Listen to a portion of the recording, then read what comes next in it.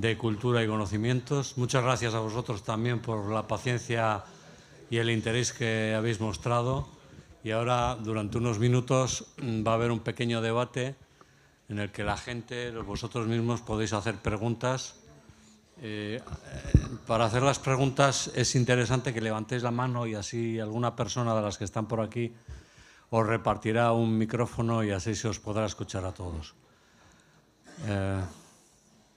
Bueno, ¿alguien quiere empezar con algún tema que le haya quedado en el tintero? Bueno, se ha pasado el de los bocadillos. No, yo ya le he dicho, a ver si ha pasado el de los bocadillos. Eso es lo que tenía que decir.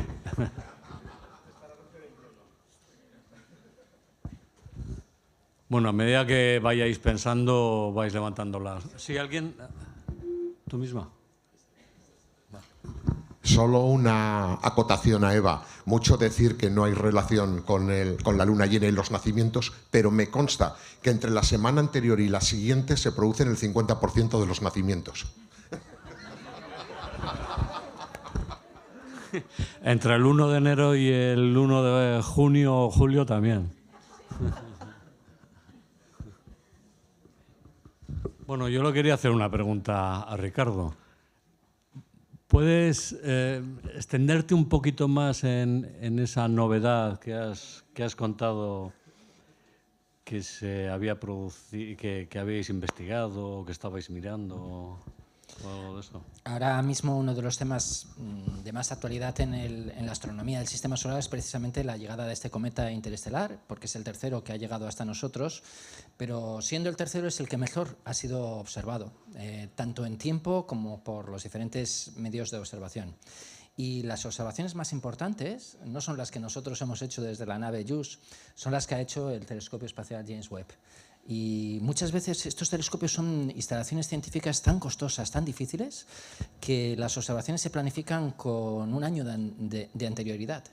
Y para observar este cometa ha sido necesario que la comunidad científica diga, no, está pasando este cometa, vamos a cambiar todo el plan de observaciones de este telescopio que está a 1,5 millones de kilómetros de distancia, y un investigador ha escrito una propuesta que ha sido seleccionada por el director del telescopio espacial para hacer esas observaciones. Han sido analizadas rápidamente. Cuando se hacen estas observaciones, los datos son de carácter público. Es decir, ha habido una persona que ha escrito la propuesta y ha sido seleccionada y se han hecho esas observaciones, pero en el momento en el que se hacen, están disponibles para todo el mundo. Yo podría haber bajado esas observaciones y podría haberlas analizado. Las ha analizado Martin Cordiner, que era el experto que había escrito esa propuesta. Y unos meses después vuelve a haber otras propuestas para volver a observar mejor, porque ya sabemos más sobre el interés de este objeto. Y lo interesante es que su composición química es distinta a la de los cometas del Sistema Solar y que por lo tanto sabemos que los planetas en otros lugares surgen de otra manera diferente a cómo surgen en la Tierra. Y esos son los detalles que queremos estudiar, pero son detalles que son de interés para el especialista. Y es un acontecimiento astronómico fundamental que merece la pena estar en los periódicos. No merece la pena que esté en los periódicos porque determinada persona que no sabe mucho sobre cometas diga que es un objeto interestelar que es quizás de origen artificial sin ninguna prueba al respecto.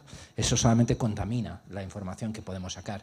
Y la ciencia de verdad es mejor que no esté contaminada por estas ideas, porque si no luego se defrauda al público. ¿Qué porcentaje de aceptación tienen esas explicaciones esotéricas? Teniendo en cuenta lo que se publica, lo que la gente dice, los canales de YouTube que se crean. El caso de Avilov es paradigmático porque esta es una persona que es un científico con una trayectoria de prestigio, director en determinado momento de diferentes secciones de departamentos de la Universidad de Harvard, una persona que ha gestionado proyectos económicamente muy importantes y, sin embargo, si me permitís la expresión un poco de broma, que ha caído en el lado oscuro de la ciencia. No había ninguna necesidad de hablar de ese tipo de cuestiones y de intentar vender su libro de esta manera, porque la ciencia en sí es suficientemente interesante y agradable como para que no sea necesario inventarse artefactos extraterrestres para conseguir mayor financiación, mayor fama, mayor prestigio, vender más libros, etc. Sí, pero perdóname, pero es que Avilov descubrió que los extraterrestres de los huecos, que allí donde no sabe la ciencia todavía qué pasa, meter extraterrestre vende titulares. hace que te inviten a congresos y hace que te contraten para documentales de televisión y libros. Es decir, da mucho dinero. Otro que ha seguido sus pasos, que antecesor de él fue Michio Kaku. Michio Kaku ha estado haciendo lo mismo. Y cuando se descubrió aquella estrella que era tan rara que cambiaba de brillo, la estrella de Tabi, se empezaron también a decir tonterías inmediatamente, sin fundamento. Es decir, los extraterrestres venden, da igual cuando los metas. Y entonces hay una serie de científicos a los que les importa un pito.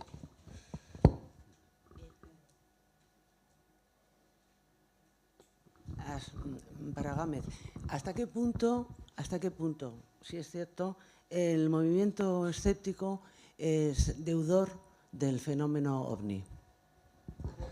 De todo, del fenómeno OVNI, de lo que ha comentado Eva, de toda la astrología. De hecho, el año pasado se cumplieron 40 o 50, es que ya no me acuerdo, del libro Objeciones a la astrología, que nació del Comité para la Investigación Científica de las Afirmaciones de lo Paranormal, que promovieron Carl Sagan, Isaac Asimov, Paul Kurtz, James Randi, Martin Gardner y compañía.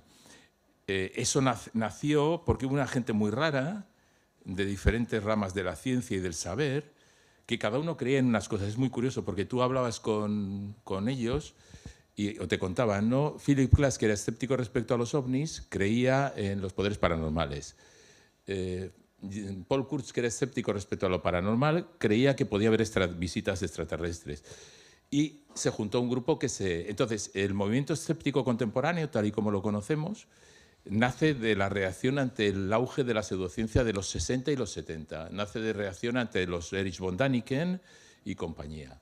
Pero sí tiene relación con el fenómeno OVNI, con la astrología, con el espiritismo y también con las pseudoterapias, que ahora se llaman pseudoterapias, pero los primeros que denunciaron esas pseudoterapias son los números del Skeptical Inquirer de los años 70, hace 50 años, cuando todo el mundo las llamaba medicinas alternativas. Es decir, el movimiento escéptico del que nosotros, todos los que estamos aquí, formamos parte, ha sido el pionero en eso, ha sido pionero en hablar de eso. Y no es accidental que el primer libro escéptico sobre ovnis lo escriba un astrónomo, lo escriba Donald Menzel, y que Carl Sagan se ocupara del fenómeno ovni. Vamos a ver, los ovnis, me has preguntado, y tú me conoces bien, por mi mito preferido. Ya está. Y sí es clave.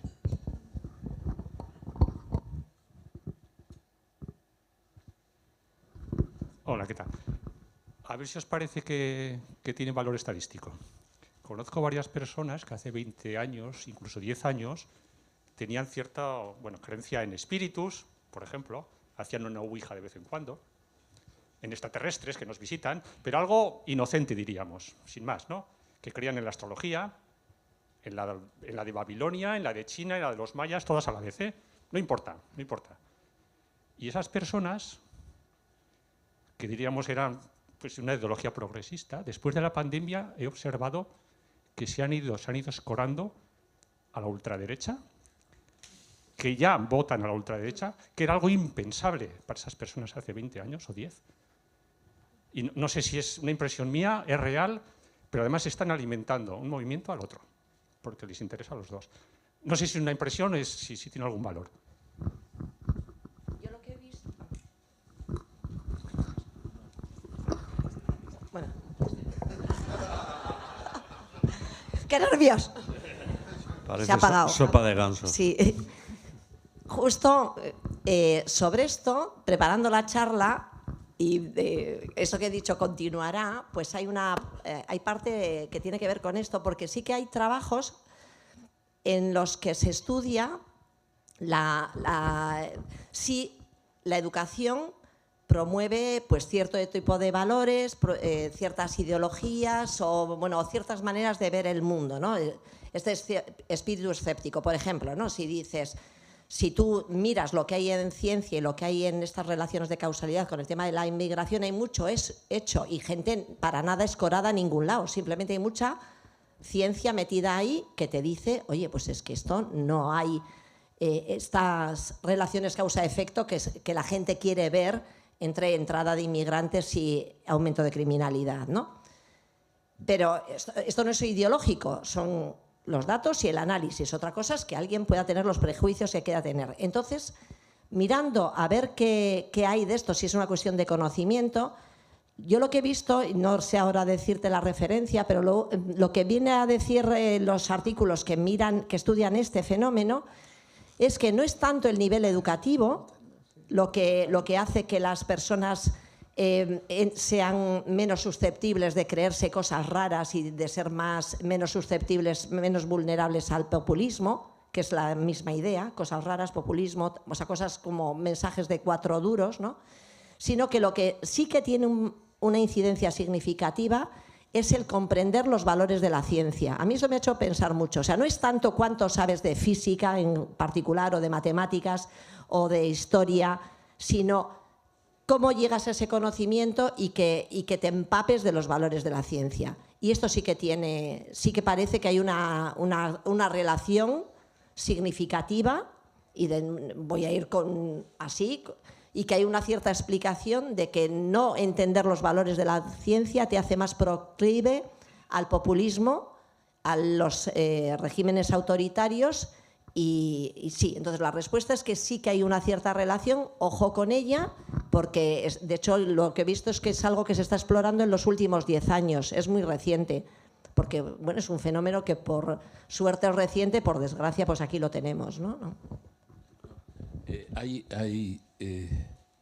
Es una cosa muy curiosa. Hace como 30 años, una de las críticas que se hacían en los congresos de periodismo y divulgación de ciencia a la revista Muy Interesante es que cada año sacaba 2 o 3 portadas de un desnudo femenino en la portada. Una chica salía desnuda, fuera por lo que fuera, ¿no? Da igual, cómo nos defendemos de las bacterias o cómo hacemos tal. Entonces, la respuesta del director de Muy Interesante fue, bueno, pues que había que vender. Una cosa que pasa con lo paranormal es que tradicionalmente cuando uno mira las revistas esotéricas, gran parte de las revistas esotéricas españolas, y no son tantas, sacaban al año 2, 3 portadas en las que aparecía una cruz gamada, aparece Hitler, aparece no sé qué. Hay una vinculación de toda la vida de eso, del ocultismo y lo paranormal con las ideas, digamos, reaccionarias, autoritarias y demás. Pero lo acaba de decir Eva, es una cosa muy reciente. Hace no mucho hablábamos con Elena Matute y yo me decía, mira, ahora sí están haciéndolo. Yo siempre había pensado que los conspiranoicos eran más habituales entre la gente que cree en afirmaciones extraordinarias gratuitas. Y ahora está empezando a investigar la psicología y han encontrado los primeros datos que refuerzan la idea de que si tú crees en platillos volantes, crees en espiritismo, crees en fantasmas, es muy probable que caigas en conspiraciones. Pero están empezando y me gustaría, y yo creo que tienen que estudiar lo que tú has propuesto, que seguramente hay gente estudiándolo, esa vinculación, digamos, que haya una mayor propensión entre gente que cree cosas raras a ideas de lo que llaman los estadounidenses la alt-right, la ultraderecha, puede ser factible. O sea, puede ser factible. De hecho, hace poco leyendo una cosa que no tiene nada que ver, que es de dónde surge el término cultura. Hay un término acuñado por un teórico del arte que habla de toda la cultura que manejamos contemporáneamente, que viene de creencias raras o de mitos, vale todo, o cultura vale los Supermanes de DC, no sé qué, de Marvel, todas las creencias que vienen en la telepatía, que han impregnado la cultura popular, el arte, el cine, la televisión, la literatura. Es muy curioso porque en el libro fundacional, que es un tocho, él cita expresamente en un momento, y tiene 20 y tantos años o 30 el término, la ideología de ultraderecha. Que hay ideología de ultraderecha, esoterismo, conspiraciones. Entonces, yo creo que hay que estudiar, que tienen que estudiarlo. Luis, sin embargo, a veces parece que hay determinadas pseudociencias que son más propias de la izquierda que de la derecha. No sé, se me ocurren las orgonitas, las energías y tal, todo esto que va muy vinculado a determinados sectores de izquierdas, y otros como pueden ser los ovnis, las conspiraciones y tal, que van hacia la derecha. ¿Es posible que sea cierto o es una apreciación que no tiene ningún fundamento? El 15M había Feng Shui, biodanza, es decir, sí hay cositas, es más natural, más hippie, más flower power. Pero lo mismo que uno puede criticar a la ultraderecha por sus tintes autoritarios, también puede haber en la ultraizquierda tintes autoritarios. Es decir, no creo que sea... igual yo seguramente estaré confundido, no creo que te exima de caer en tintes autoritarios el ser de izquierdas. Yo, insistiendo en esto, es más con el tema del populismo, con lo cual esto aquí no está libre por esta especie de cosa lineal de derecha e izquierda, sino más bien cuando te falta ese espíritu crítico con conocimiento. Entonces eres más sensible a los que se llaman los pensamientos en lote, ¿no? Las cosas más que van, todo va en un lote y no lo cuestionas. Y eso puede caer, el lado populista puede caer de cualquier lado ideológico, por desgracia, ¿no? Sí, de hecho, cuando yo era joven, es decir, hace ya muchos años, ¿a ti te interesaban los ovnis o te interesaba la parapsicología o te interesaba el espiritismo? Y podías ser creyente en eso, pero no creías en todo el lote. Y por eso era serio. Es decir, porque no creías absolutamente. Y lo que ha dicho Eva de, digamos, asimilar la idea de cómo funciona la ciencia y que, que sin eso estamos indefensos. Fijaos en la encuesta de la Fundación BBVA. La gente dice, hay una alta alfabetización científica, la mayor parte de la gente sabe esto, la mayor parte de la gente sabe el otro, pero a la vez creen en cosas raras. Luego quiere decir que lo que no tenemos digerido es lo que dice Eva. No tenemos digerido cómo funciona el espíritu de la ciencia.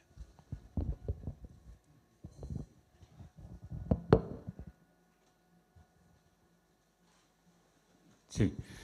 A ver, yo, bueno, voy a hacer un poquito abogado del diablo y lo voy a hacer desde la perspectiva un poco de la medicina, que es a lo que me dedico, ¿no?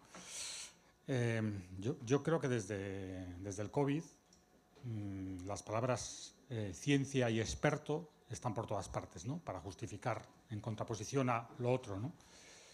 Pero ya habéis comentado, la ciencia es cara, cuesta mucho dinero investigar, ¿no? Y el dinero sale de algún sitio. Y en medicina en general, el dinero sale de un sitio que se llama industria farmacéutica. Lo que quiero decir es que no todo lo que es científico es inocente y yo tengo la sensación de que en los últimos tiempos vivimos también una manipulación social importante a través de la ciencia. Ciencia que tiene sus propios intereses, que son los de sus promotores. Entonces, esa es mi impresión en el mundo en el que yo me muevo. No sé si esto lo compartís y pensáis que en otros ámbitos de la ciencia pues está pasando algo parecido, ¿no? Pero ahí no pasa un poco como que la parte parece el todo. Es decir, que es un porcentaje muy pequeño de, vamos a llamarlo, un defecto. No es un porcentaje muy pequeño lo que destaca más. Es decir, la ciencia es más inocente y más justa que el que hace ciencia por intereses propios. Quizás la ciencia en realidad es una forma de adquirir conocimiento, es un método para adquirir conocimiento y para validar ese conocimiento. Y a veces las preguntas que intentamos responder, pues las respuestas tienen una respuesta dirigida. Si yo soy un científico en los años 50 y me dedico a la medicina y estoy preocupado por la salud de los pacientes que enferman por cáncer pulmonar, a lo mejor estoy investigando los efectos perniciosos del tabaco.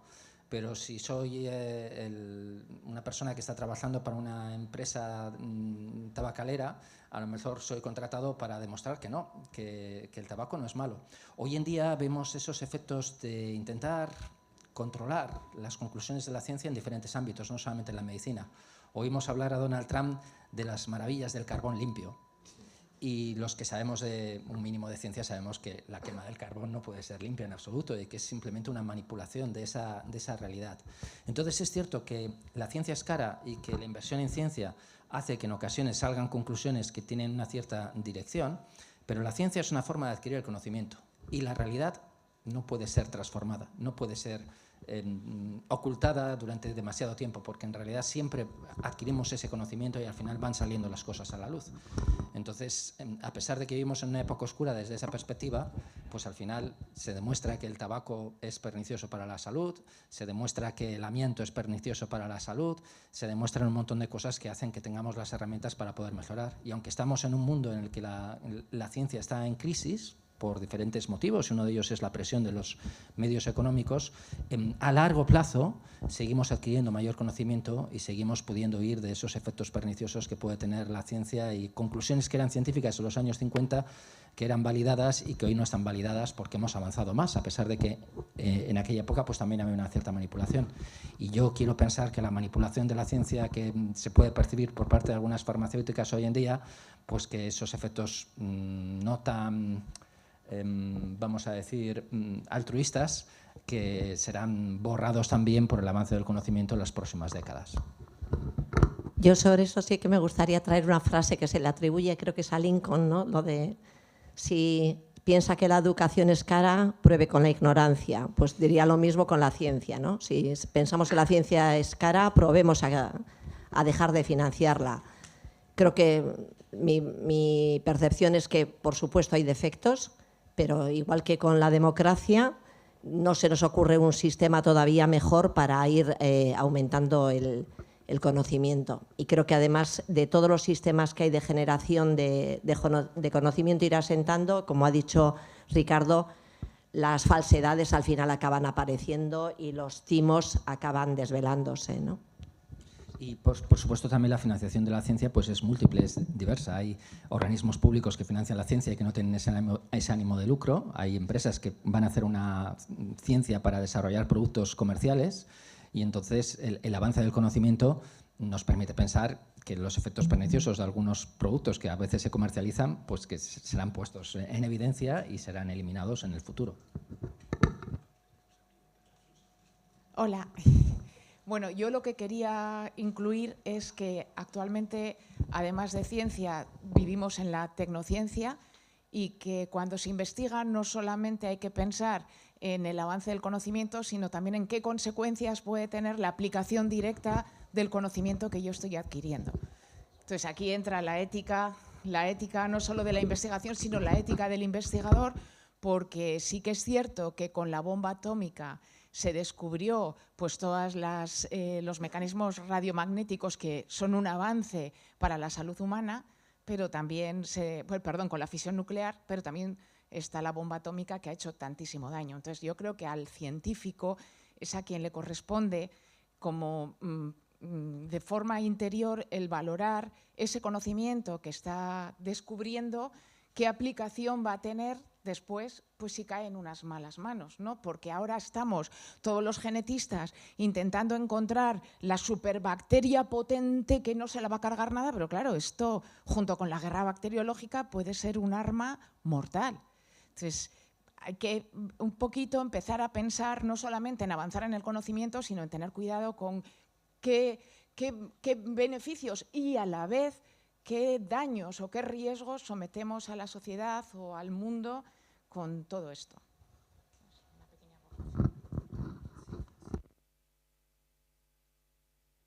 Es cierto que efectivamente desde el punto de vista de la ciencia hay avances del conocimiento que pueden ser científicamente neutros, el conocimiento per se que no va a generar una aplicación directa, y hay conocimientos que sí que tienen una direccionalidad muy clara. Y en el ámbito de la física se puede desarrollar una tecnología de exploración pues, de resonancias magnéticas sin necesidad de haber desarrollado un arma nuclear. Hoy en día pues hay investigación en física de partículas con grandes laboratorios, inversiones muy importantes que no tienen por qué estar dirigidas al ámbito del armamento nuclear. En mi ámbito de trabajo, por ejemplo, en el sector espacial, pues lógicamente si uno quiere enviar una misión espacial a un lugar como Plutón, la energía solar no es suficiente y las misiones que se han enviado hacia las regiones más distantes del sistema solar han tenido energía nuclear. ¿Y dónde han salido esos elementos nucleares? Pues han salido de reactores nucleares en Estados Unidos, y es en Estados Unidos donde tienen una mayor capacidad de desarrollar esa investigación porque han tenido pues todo el conocimiento previo en desarrollo nuclear, y a lo mejor no es necesario eso. La Agencia Espacial Europea tiene sus propios desarrollos para la exploración del sistema solar exterior sin utilizar ese mismo tipo de elementos radiactivos y sin ese tipo de investigación nuclear. Hoy creo que quizás tenemos mucha mayor capacidad de poder prever las consecuencias tecnológicas de las investigaciones científicas que desarrollamos. Quizás antes esas perspectivas no estaban tan claras, no había esa visión de la ética. Ahora hemos conocemos el coste ético de los desarrollos que se hicieron en el pasado y por lo tanto creo que eso sí que está mucho más presente, pero está presente a nivel de la investigación que se hace con fondos públicos, con las investigaciones que se pueden hacer en universidades, centros de investigación, con fondos de proyectos del Plan Nacional, etcétera. A nivel de lo que se hace en empresa, pues naturalmente la perspectiva siempre es distinta y por supuesto siempre hay personas que van a tener un posicionamiento moral mucho menos claro desde el ámbito de la empresa privada. Eso es cierto, sí. Sobre lo que ha dicho Eva antes, creo que la dificultad o una dificultad de la ciencia es que se explica mal. Por ejemplo, el tema, dices, vamos a ver, una cosa es lo que de un científico cuando habla de una hipótesis, perdón, de una teoría. Un científico habla de una teoría y todo el mundo, no, la teoría de la evolución es una teoría. Perdona, vamos a centrarnos un poquito. O cuando, no, es que hay un estudio que dice que el azúcar es bueno y 5 que dicen que es malo. Y dices, a ver, es un estudio que es parcial, que está... Son esas cosas que no le llegan al público en general, que dices, vamos a ver si lo entiendes, pero no, es que la ciencia cada uno dice lo que le da la gana. Dices, no, o sea, esto tiene su fondo, pero dices, ahora no tengo 25 años para explicártelo.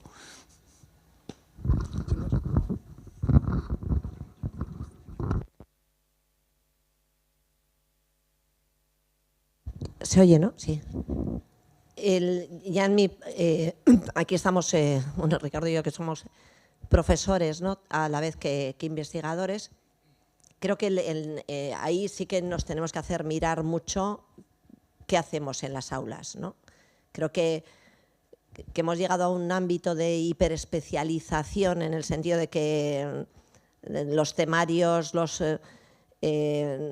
los programas de las asignaturas, los programas de los grados, etcétera, nos ha llevado a esa especie de hiperespecialización, ¿no?, de estar en compartimentos estancos y no abrirnos más a saber leer lo que hay, ¿no? Y creo que esto, vamos, en mi humilde opinión, mi sensación es que esto es una manzana que tenemos que morder, empezando por nuestros propios estudiantes de universidades o de cualquier nivel educativo y la sociedad entera, por supuesto, también, pero desde luego creo que aquí, en el trabajo educativo, tenemos mucho que hacer para que la gente tenga esas herramientas para poder leer lo que ve, para poder interpretar la realidad de lo que ve y para tener ese espíritu crítico, ¿no? Un mundo que es tecnológico, que cada vez es más complejo y que cada vez cuesta cada vez más adaptarse. En los últimos 20 años hemos visto revoluciones conceptuales enormes en la forma en la que nos movemos, en la tecnología que utilizamos y, sin embargo, la gente cada vez sabe menos sobre los fundamentos de todas estas cuestiones.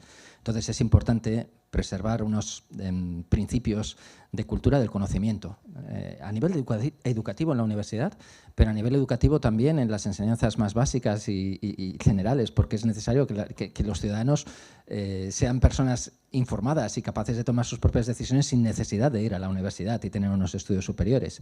Y es necesario que haya esa comunicación por parte de la ciencia, por las instituciones públicas y de los valores de la ciencia. La teoría de la relatividad, la teoría de la evolución. La teoría de la evolución es el corpus fundamental de cómo entendemos la biología, la evolución de las especies, con sus propias predicciones y la capacidad de predecir cómo evolucionan algunos organismos o cómo han surgido unos y las relaciones que tienen entre ellos. Entonces, no es algo sobre lo que se pueda dudar, igual que no podemos dudar de que la Tierra sea esférica en lugar de plana.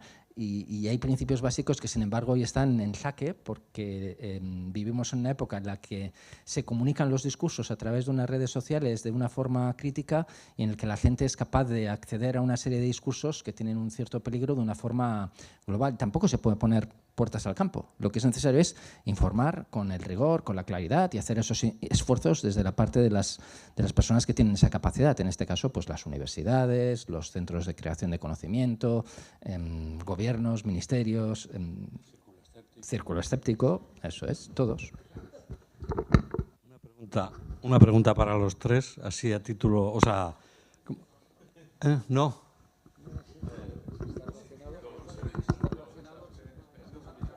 No, solo quería saber a ver qué opináis sobre que el hecho de estar más interesado por la ciencia, leer más de ciencia, conocer más sobre ciencia, ¿le hace a uno con el tiempo ser más ético?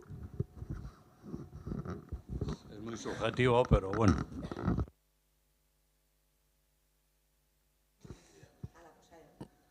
Yo insisto en lo que yo he leído porque no soy ninguna experta en esto, pero sí que lo que estaba contestando antes, ¿no?, en la intervención de por ahí atrás de Guillermo, que es que no es tanto el conocimiento en sí como el impregnarte de los valores de la ciencia, ¿no?, del cómo te acercas al conocimiento.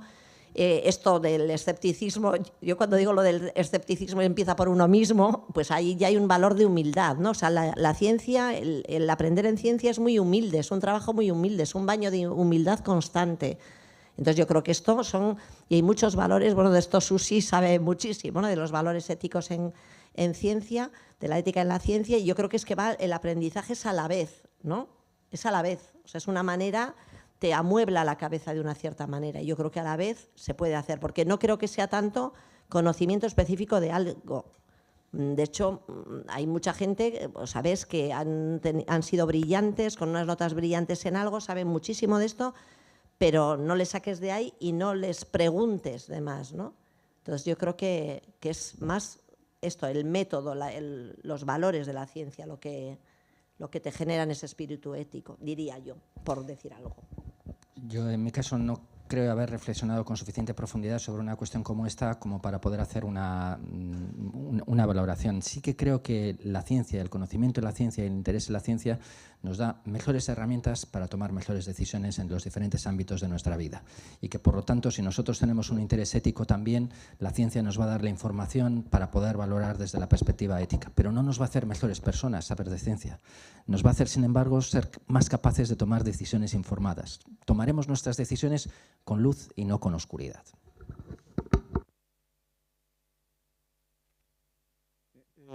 Eva, al final de tu intervención, de tu charla, perdón, has hecho una pregunta.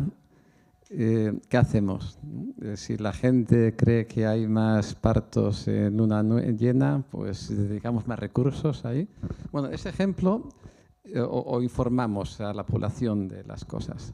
Claro, en ese ejemplo es como que no pasa mucho porque se haga una cosa u otra.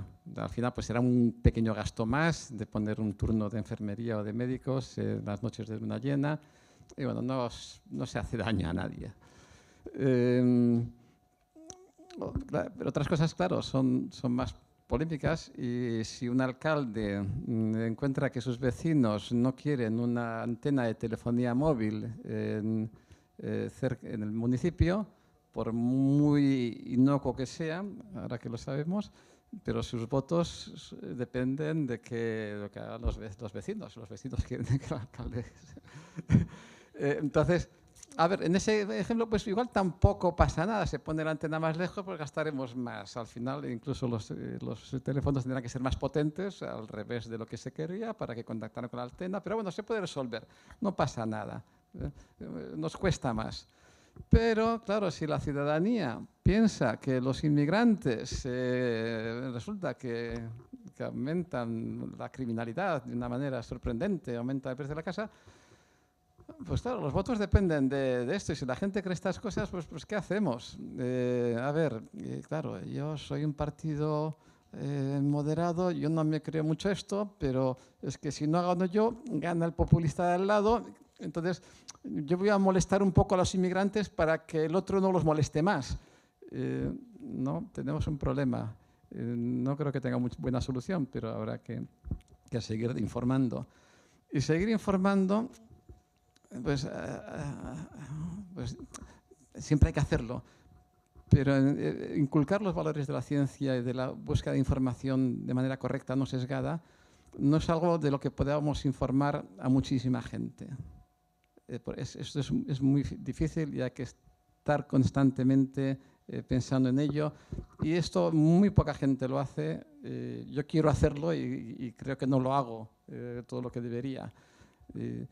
A ver, por ejemplo, yo tengo a mi alrededor, yo soy economista, como has dicho, entonces trabajo en mi departamento de economía y veo colegas economistas míos muy versados en los datos, en los sesgos que podemos tener en la recolección de datos, en estadística, en econometría, pero luego acuden al acupuntor o al homeópata.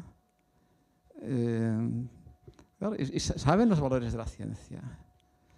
Pero, y conozco al revés, como soy economista, pues es un economista que piensa mal, pues uno que piensa mal la economía. Conozco a físicos, ingenieros, y he compartido con ellos en círculos escépticos, no, en círculos quiero decir, en redes escépticas, querría decir, que de pronto tienen perfectamente escépticos en todo, pero luego tienen las ideas económicas más descabelladas, completamente ajenas a la realidad. Claro, ¿cómo hacemos esto? Porque fuera del área de expertise de uno, no sabe. Si un médico, si divulga medicina y quiere hablar, decir cómo funcionan las vacunas, dice las vacunas, pues claro, estimulan ¿cómo lo explicas? Pues estimulan ¿cómo se dice? El sistema inmunitario.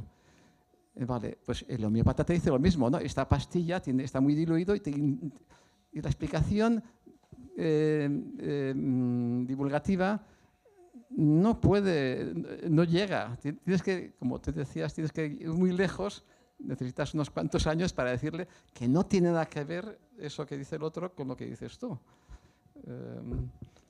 Son problemas. La pregunta es las preguntas son las mismas que has hecho tú, pero a la luz de estas cosas. Es mi hermano, entonces. ¿Qué hacemos? ¿Qué hacemos? ¿Por qué creéis que he acabado la charla yo ahí? No, pues es difícil, pero vamos a poner un granito de arena. Yo, como buena estadística o buena o regular. No, esto no es un 0-1, esto no va a ser blanco-negro, no va a ser de hoy para mañana, pero vamos a poner granitos de arena. Entonces para mí la palabra clave es humildad. Humildad. Yo no aspiro a saber de todo, pero si estoy viendo algo, prevente contra tu propio prejuicio. O sea, de entrada, la primera explicación que se te ocurra, igual ponla en cuestión, porque de ese tema seguro que hay gente que sabe mucho. Yo poco sé, pero sabes leer. Entonces yo creo que el acudir a fuentes y enterarte un poco más, y luego también que tengamos cosas raras, pues eso, pero cada vez menos, y que a nivel público no hagamos daño, ¿no? De verdad. Porque una cosa es que yo haga cosas con una amiga porque me voy a la final, y otra cosa es que montemos los turnos. Igual no es inocuo el empezar a montar turnos según el Reiki, según la luna y según... O sea, no es inocuo.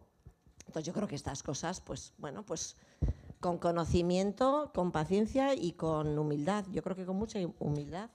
El pensamiento mágico forma parte de la forma de ser del ser humano. Es algo que tenían nuestros ancestros, tenemos nosotros, y no nos vamos a poder deshacer de ello. Unas personas creerán en la astrología, otros creerán en la homeopatía, y otros pues reunirán las evidencias y serán capaces de mostrar que no hay ninguna razón para que se crea en eso, y sin embargo no somos capaces de convencer a la población. La homeopatía no tiene ningún sentido desde hace más de 150 años, y sin embargo sigue habiendo gente que sigue manteniendo pues ese contacto con su homeópata de referencia, que le va a quitar la ansiedad frente al temor que le causan los problemas de salud, o que le va a permitir tener una comunicación más directa con una persona que parece que le está escuchando. Y la astrología no tiene ningún sentido desde la época de Johannes Kepler y Galileo Galilei. Entonces, y sin embargo continúa, y es muy difícil que vayan a ser formas de pensamiento que vayamos a poder eliminar por completo. Donde tienen más problemas es cuando alguien toma decisiones importantes basadas en ese tipo de cuestiones. Ronald Reagan tenía a su astróloga de cabecera y tomaba decisiones en consonancia con lo que esta persona le recomendaba. Ese tipo de cosas ya son las que nos hacen despertar nuestras alertas, porque si una persona toma una decisión para su día a día que no es costosa, como tú decías antes, con el coste de determinadas decisiones que podemos tomar, y no pasa nada, pues podemos aceptar eso.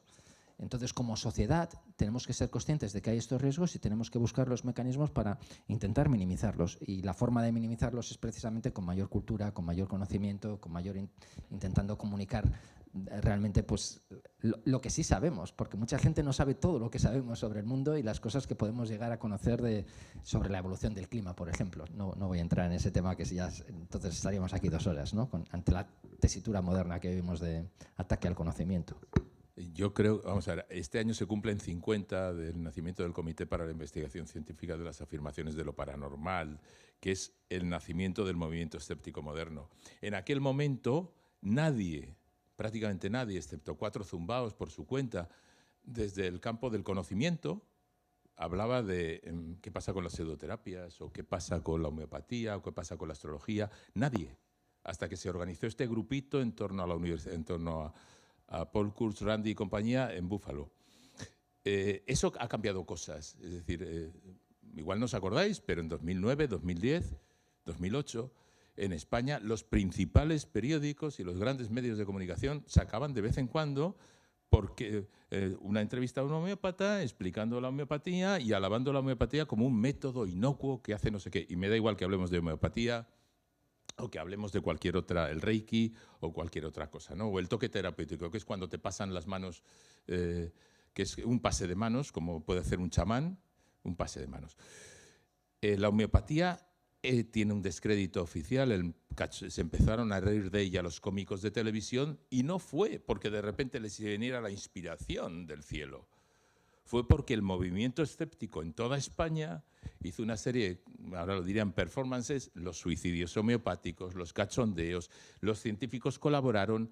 La única manera de hacer que digamos que el pensamiento mágico ocupe su lugar marginal, que es el que tiene que ocupar en la decisión yo creo que es con un movimiento escéptico fuerte, en el que, ahora por ejemplo el otro día en el diario ABC salía que los historiadores están preocupados por el avance de las creencias estúpidas sobre el pasado de la humanidad.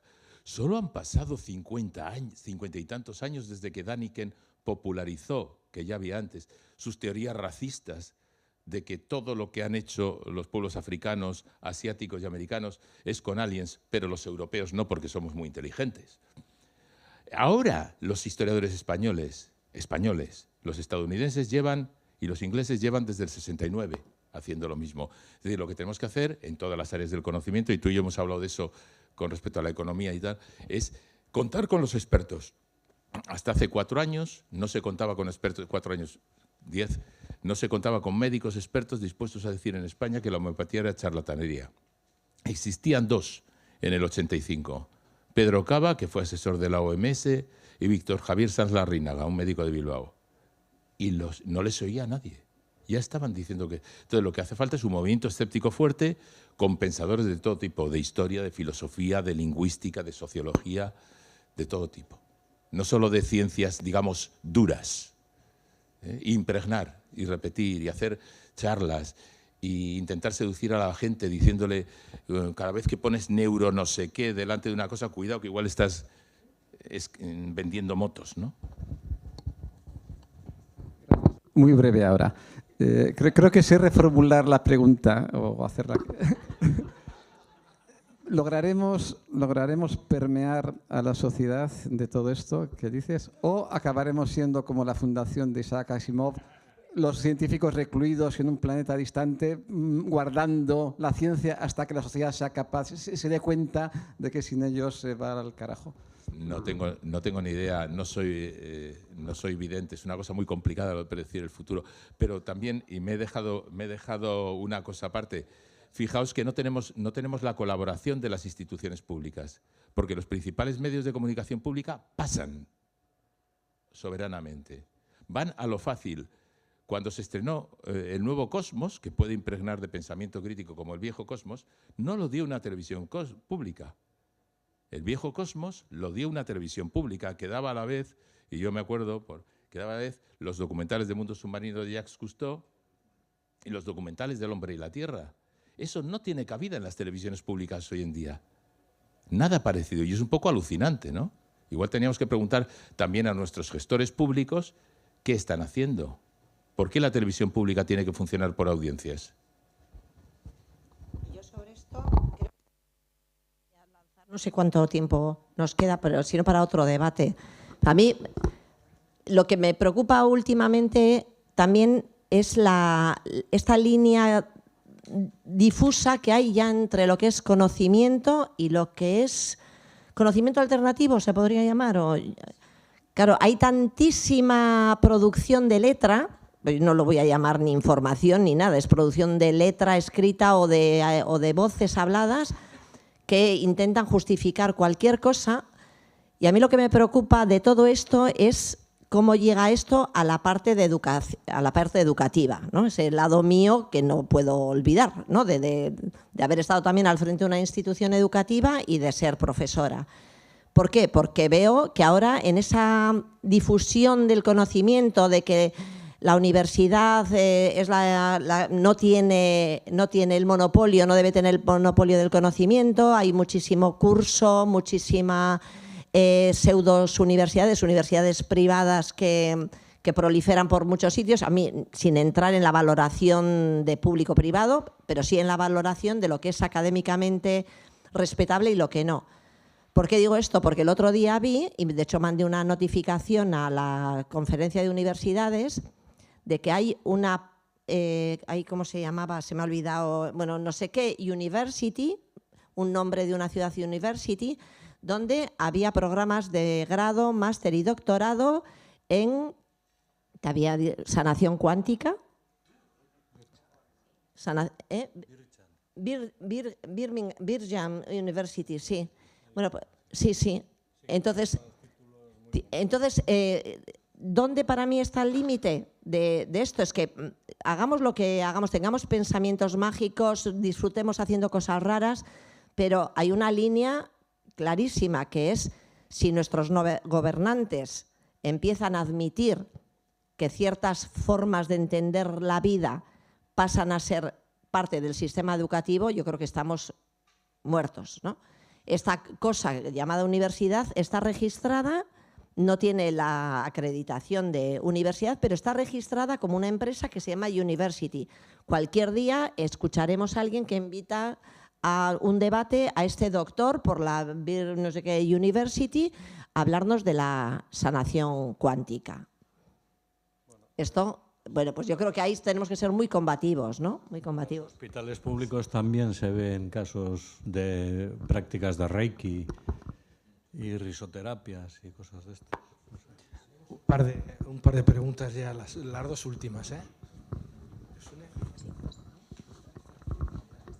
Sí. Ya. Bueno, pues nada, yo voy a ser muy breve también, porque la hora que es tampoco es para extendernos más. Agradeceros, bueno, pues las charlas, el coloquio que estáis teniendo, es bueno, pues muy enriquecedor en todos los sentidos.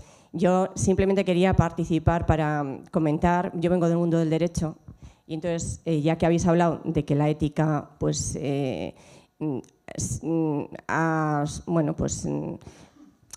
ha subido a la ciencia, ¿no? Que ya los científicos, bueno, pues de alguna forma la contempláis, la respetáis, bueno, pues luego hay que bajar.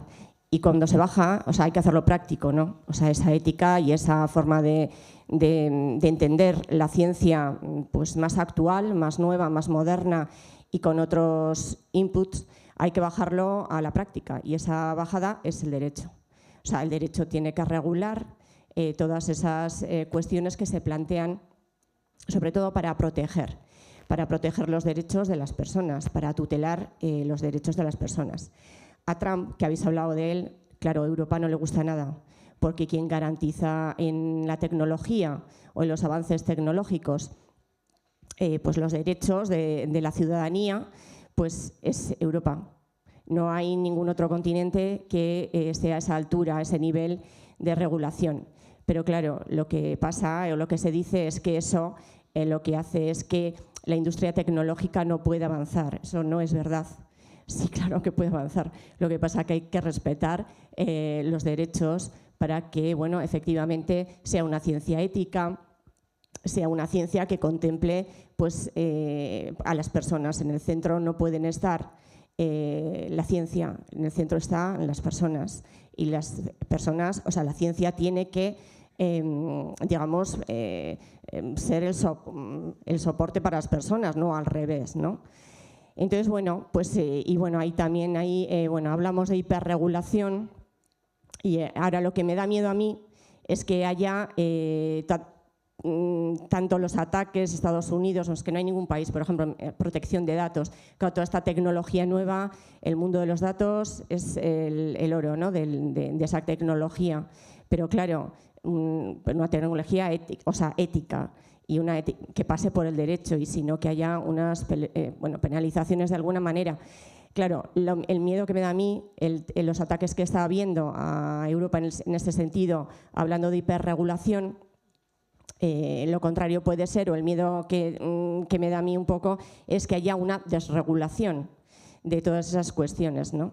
Porque, bueno, pues ya, y de hecho ya se empieza a hablar de que, bueno, pues igual había que regularizar o regular menos, porque, bueno, pues ahora parece ser que no se entiende, hay que interpretarlo de manera mejor, no sé, hay unos movimientos que a mí me están resultando un poco raros, aunque sí que están justificados de alguna manera, ¿no? Pero no sé muy bien por dónde van. Simplemente quería aportar un poco el derecho también, pues como ciencia, que es una ciencia, pues que también tiene su aporte en este sentido. Yo di clases también en la Facultad de Derecho y llevo 3 años dando mucha más importancia a eso que decía Eva, a los fundamentos y los valores del derecho. Yo doy derecho procesal, derecho de los juzgados y los tribunales, para que se entienda un poco lo que doy.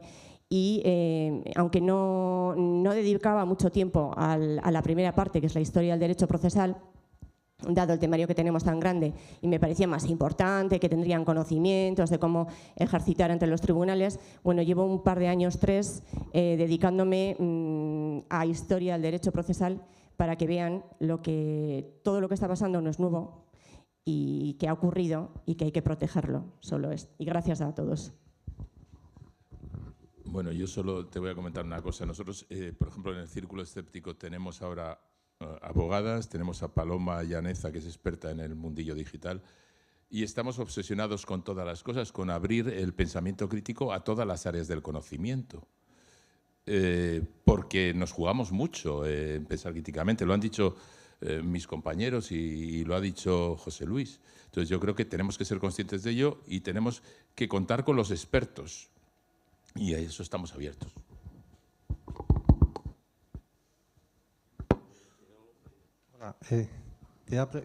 Bueno, en primer lugar, muchas gracias por esta conferencia y ya las 100 que habéis organizado.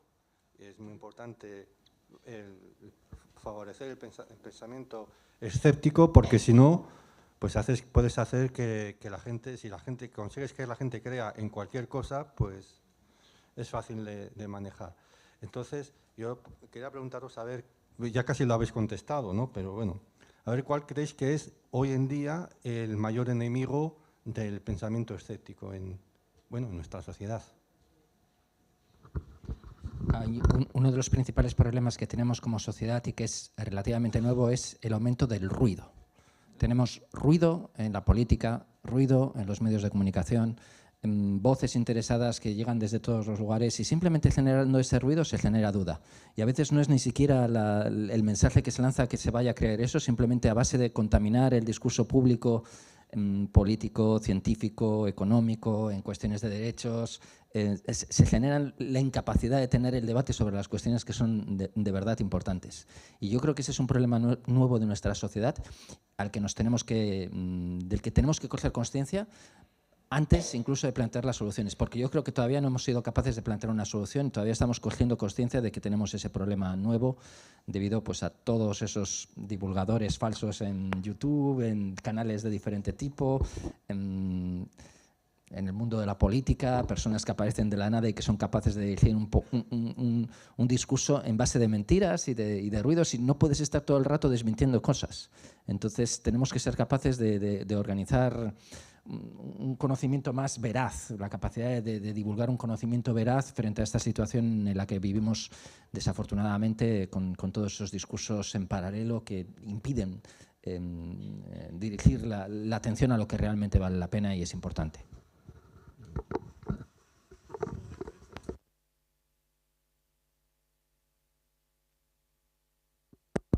Se había puesto.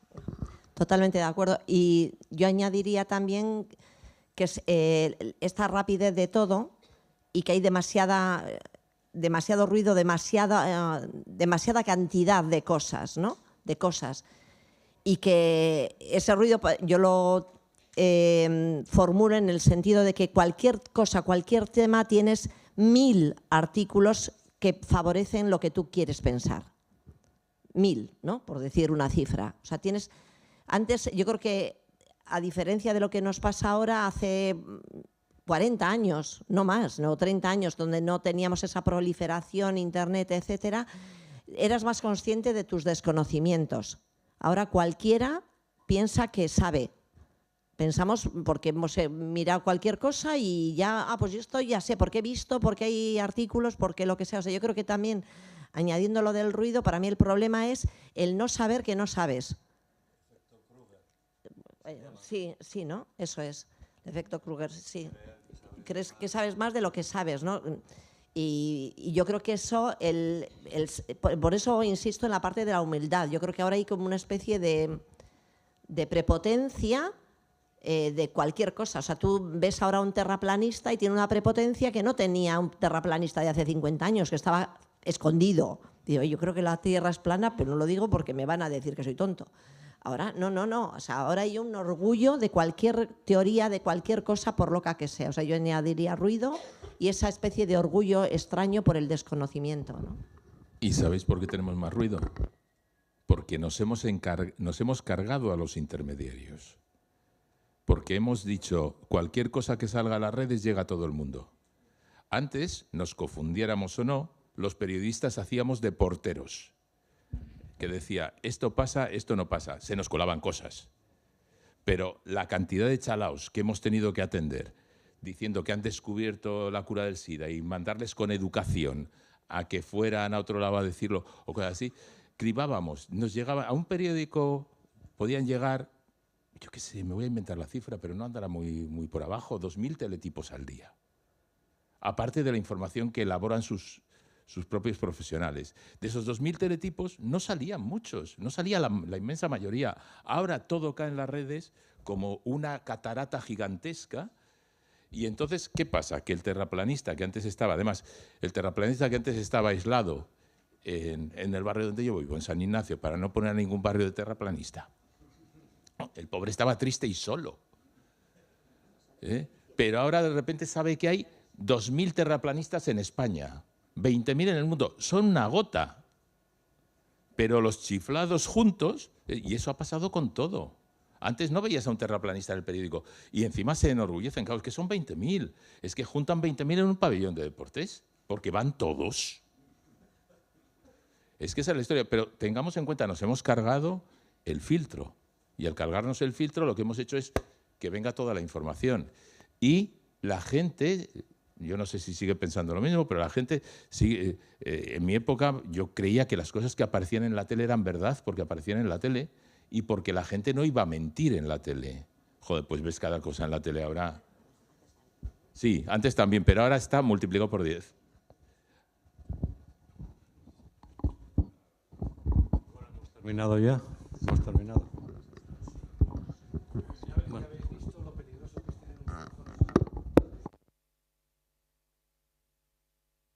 Lo peligroso que es, y bueno, para acabar a tiempo, vamos a hacer la clausura, primero agradeciendo a los ponentes, no solo a los ponentes de ahora, sino a todos los que han intervenido en todas las sesiones anteriores, a toda la gente que ha hecho posible de alguna forma pues que se hagan estos enigmas y más, y los diferentes ciclos, y la verdad, yo voy a acabar ya, pero a una persona que tenemos que agradecer de una forma extraordinariamente potente, es a José Miguel Ortega, que nos va a dedicar unas palabras ya como cierre.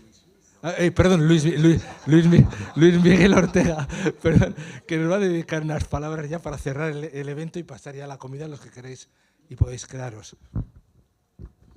Lo primero, Guillermo, decirte una cosa, que las palabras para ti te las digo luego. Porque ya son muchos años y parece mentira. Oye, no simplemente agradecer a los que cuando yo dejé tomaron la batuta del tema, Y nada, yo estuve durante 8 años aproximadamente haciendo las charlas. Cansa mucho, es un tema que cansa mucho porque era mes tras mes preparar todo, buscar, como han dicho antes, buscar conferenciantes, preparar los sitios, acudir, que parece que es una tontería, pero es estar esclavo de acudir siempre a un sitio, prepararlo todo.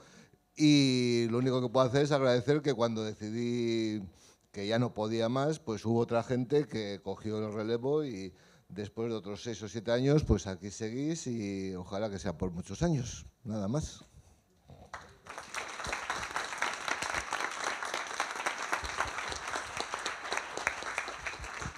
Y vámonos a tomar algo que ya va siendo hora.